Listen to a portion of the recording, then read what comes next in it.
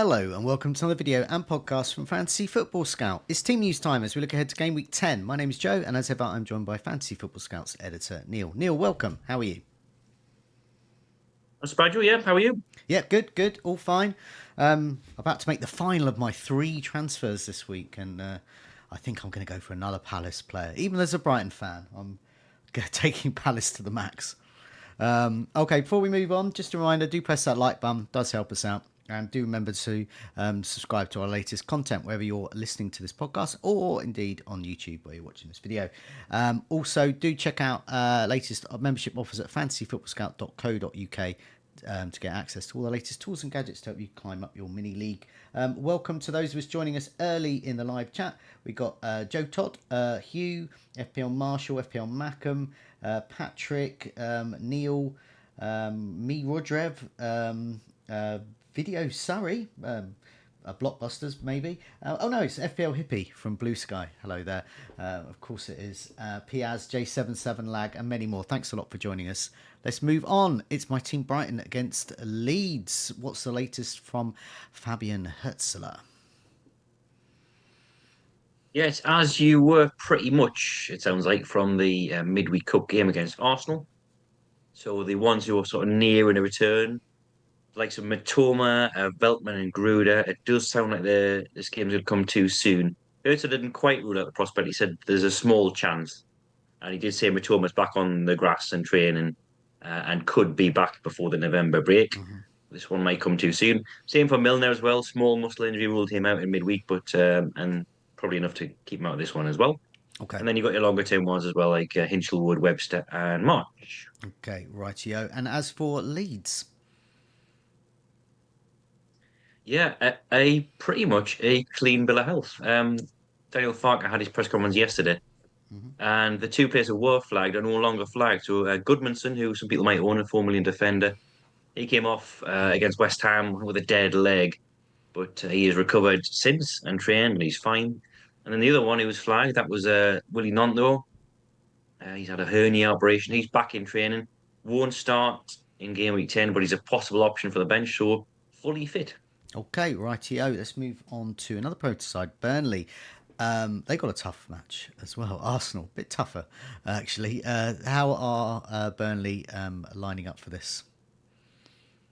Yeah, we didn't actually hear any updates from Park yesterday on the injury front, but we weren't expecting any anyway. The only ones who we are flagged are the longer term ones. So that's Jordan Bayer, Connor Roberts, and Ziki Amdouni. And we aren't, as I say, aware that there's any other problems there. Okay, meanwhile, Arsenal, what's the latest there? Yeah, there are problems at Arsenal. 2 new ones from Game Week 9. Everyone will know them by now because they missed out against Brighton. That's William Saliba and Gabriel Martinelli. Martinelli's going to miss this one, it looks like. Arteta first ruled him out, and then afterwards he said, I think this game's going to come too soon for him. Saliba's the one who seems to have the better chance. Arteta said it's a wait and see on him. He's got another training session available, and they're going to assess him before kickoff. Otherwise, Saka, Calafiori, Rice, they're all fine. They shrug off minor illnesses and injuries and things like that to be on the bench against Brighton. And Saka and Rice even came on. The 4 longer term ones, Odegaard, Madueke, Havertz, and Jesus. Jesus, I think it's December, but the other 3 might be back after the break. Arteta said it could be all of them or some of them back in what will it be, game week 12 it'll be, won't it?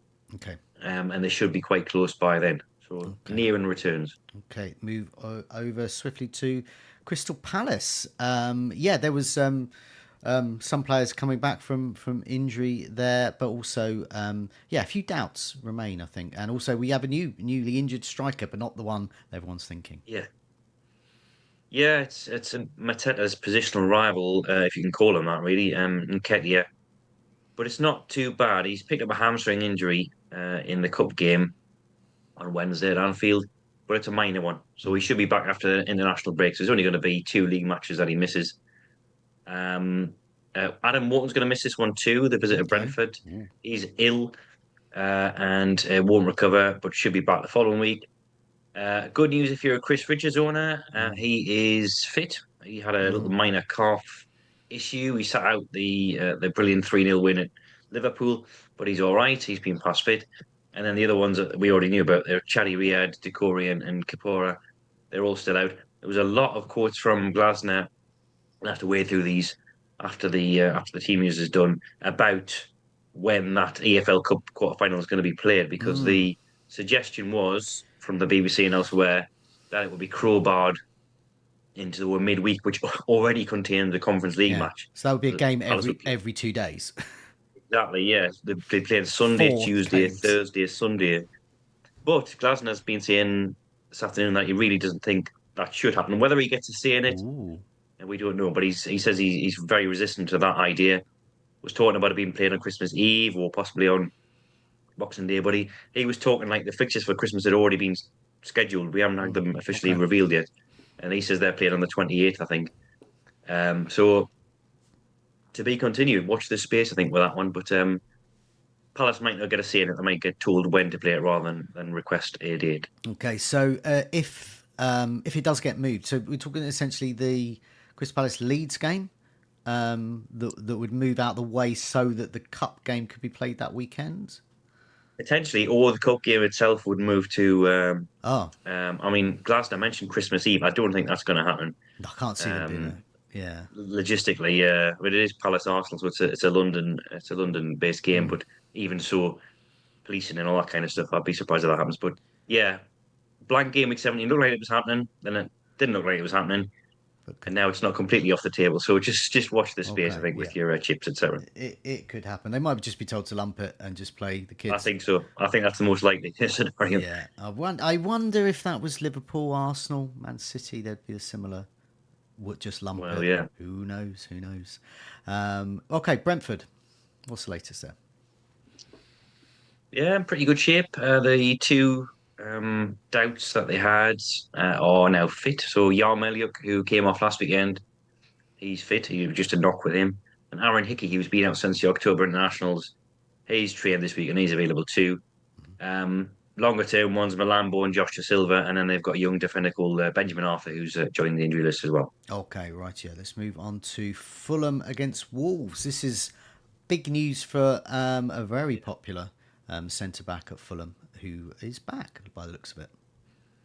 It sounds like it, yes. There was a lot Mm. of well, I wouldn't say misquoting, but Okay. different ways of interpreting, I think, is a better way of saying it from what he said.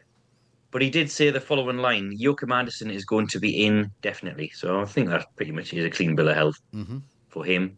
The other ones have sounded more likely, if not definite. So, for example, he said Smith Rowe is going to be in contention.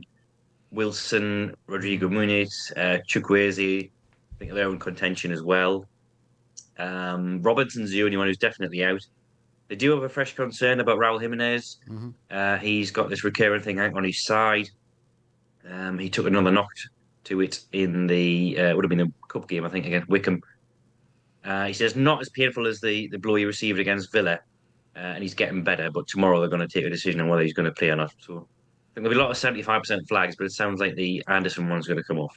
Okay, right. Yeah. And as for Wolves as well, what's happening there? Yeah, they themselves have got two fresh concerns from the Carabao Cup, and they're both out. So Matt Doherty and Rodrigo Gomez, they're both going to miss the trip to Fulham. Aside from that, I think it's just Leo Chiwomi who was unavailable. Right. Yeah. Let's move over to Nottingham Forest against Manchester United. What's the latest from Nottingham Forest? Quite a few injuries last time out. Is that the same this time? Yeah, it hasn't really cleared up. It's pretty much as you were.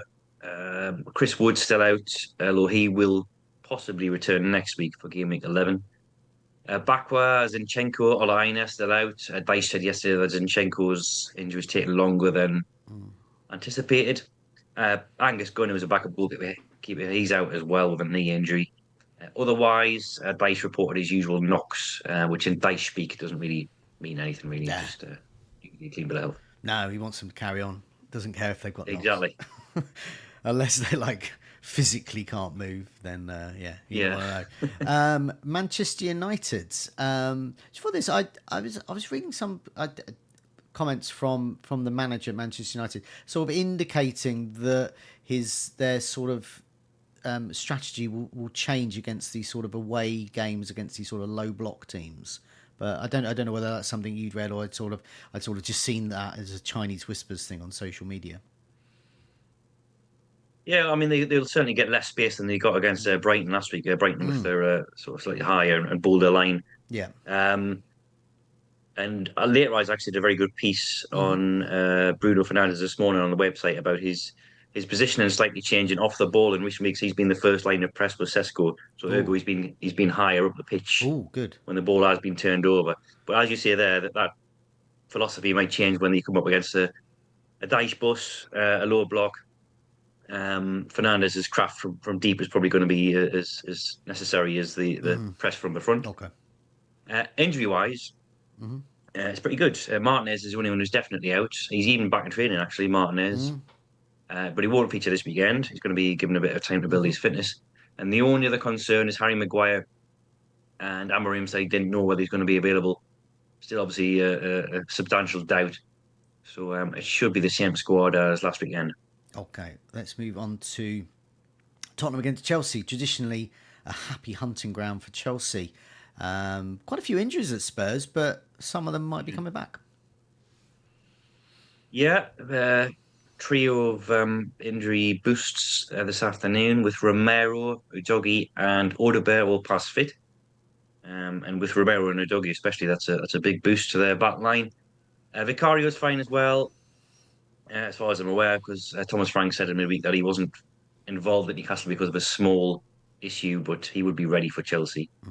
Otherwise, I think everyone else is still out, so that's including Solanke, who's getting closer. Other side of the break for him. Madison, Dragoson, Gray, Takai, Kulusevski, Basuma, Ben Davis, all still sidelined. Okay, righty. Chelsea. Obviously, Cole Palmer's still out, you would presume. And Liam Delap's definitely going to be out. We know that because he got suspended, like the fool he is, during the League Cup. So he's not going to be available. I know that because that was during the week. It was, yes. And Maresca was pretty animated, I think, with Delap after the match. Berated him in his press conference. Slightly backtracked on that this afternoon when cooler heads prevailed. But he is banned for this one. He is injury free though, so he will be back to challenge Mark Gio and Joao Pedro, or possibly play alongside Pedro from next week. Just a one match ban. Palmer still out, as you said there. Not much of an update from Maresca this afternoon. He was joking that he'd be back in 1 week, but he's obviously not going to be back until after the November break, I think. Mudryk still suspended, obviously, he has been since December last year. Badiashile, Colwill, Esugo, they're all out. But Pedro, Caicedo, and Enzo, they're all available. They've been playing through little niggles of late, but Maresca said this morning that they're all fine. Okay, let's move on to Liverpool against Aston Villa. We'll go with the home side first. The latest from Liverpool. Gravenberg's got a chance of recovering for this match. He's trained as of yesterday, and there's another session today, so they'll assess him to decide whether he can feature and to what extent. But Jones and Isak, they're probably almost definitely going to miss out. This is as close to a red flag as you can get because slots say they are 99.9% sure to be out. That's not quite enough for a red flag. Okay. But it should be. Yeah, it's closer to a red flag than not it is good odds for starting. 0.1%. No, definitely not. I think you're safe with Ekatike this week if you've still got him. Fair enough. So those two are still out, as are slightly medium to longer term ones. Frimpong, Allison, Leone, who's definitely long term. He's out for the season. They've got one suspension, but it wouldn't have troubled the starting 11 anyway. The young lads, Amara Nallo, who was sent off in midweek, he's serving a one-match ban. Yeah, their team sheet was quite eyebrow raising during the week. There's players I've never heard of, never existed, and I don't know if they even exist. Does Wellerty Lucky even exist? I didn't know. It did sound like a championship manager regen, didn't it? Wellerty Lucky. I never even I covered Liverpool in pre-season quite a bit when they were blooding a lot of young players, and I didn't even come across him then. So I don't know where he sprouted from. They made 10 changes for that, and Kirkes was the only survivor. So a lot of the big guns will be back this weekend. Okay, Aston Villa. What's the latest there? Yeah, the last team to deliver the team news, as is often the case. on a Friday. Buendia has been added to the injury list. He will miss out this weekend, but he should be back next week against Maccabi Tel Aviv in the Europa League. Tielemans is still out too, but he's nearing a return. He should be back in team training next week. Hmm. So closing in on returns, both of those two. Garcia still weeks away. And away from injuries, Harvey Elliott, he can't face Liverpool this weekend, of course, because he's on loan from the Okay. Reds. Righty. Oh, let's move on to West Ham against Newcastle. West Ham in awful form at the moment. Yeah, what's the latest there? Yeah, I think it's as you were. Ollie Scholes is the newest addition. He came off last Friday with a collarbone injury, and he's had surgery and he'll be out until December. But yeah, otherwise it's the same ones who are red flagged. So George Earthy, Mavropanos and Fulkrug. Mavropanos is I think 2 weeks away, so he should be back in game week 12. Fulkrug as well, the short term, according to Santo this afternoon. He said he's already on the grass, not with the group yet, but it should be a fast recovery. Okay. What's this about Paqueta? He's going to play on Sunday amid off the field inquest into his conduct. That's completely passed me by. Yeah, this is I guess it's still relating to his betting charges, which Oh, okay. he was obviously cleared to an extent, exonerated. He isn't going to face a ban as was at one point. It was looking like a possible lifetime ban if he'd been found guilty. But he'd just been reprimanded by the FA into his conduct this week. I think that should draw a line under it all. But Nuno said this afternoon that he is going to play on Sunday. That off the Okay. field stuff won't affect his availability Okay. Right. this weekend. Yeah, I wonder what that was referring to. Newcastle. Yeah, the latest there. Yeah, I think we're in pretty good nick. The same four who were out. The three of them will definitely be out, and one of them I'd be surprised if he's involved. The one exception is Lewis Hall, who he's possibly going to train today for the first time in I think about a month. But I'll be surprised if he's involved on Sunday, given the shortage of training time. If so, it'll only be as a substitute. So Livramento, Ashby, and Wissa, they're still out. No return date on Wissa yet. He's on the grass. He's doing his fitness work, but he needs a lot of fitness work to get through because he's missed the entirety of the season so far. I think we're going to get him ready just for the AFCON. Get him fully fit and then send him off to Okay. play for DR Congo. Otherwise, nothing really new. Sula has got this week-to-week thing with his ankle and he's monitoring. Tonali, he's had an infection of late and he was on the bench for two successive games, then played in midweek, so he's pretty much back. Sven Botman, he wasn't concussed. He came off last weekend with a head injury, but he was fit enough to make the bench against Spurs. Just a wound, superficial, nothing that like a concussion protocol. So he should be available too. Okay. Next up, striker news is what everyone wants here for both Man City and Bournemouth. Let's go with Man City first. Is Erling Haaland going to be fit? He is, and the least surprising bit of team news Of of the week. course he is. Clearly, clearly a rest, wasn't it, in the Carabao Cup against Swansea? He purportedly missed that with a knock, but he was then pictured and training the following day, Yeah. and then this afternoon, clean bit of health from Pep. He was asked if he's going to be fit, and he gave a one-word response: yes. So he is available. Rodri could be involved too. He's trained this week as well. Might not be from the start, but could be involved against Bournemouth. And Kusanov returned to the squad in midweek, so that is pretty much, I think, a clean bill of health for City.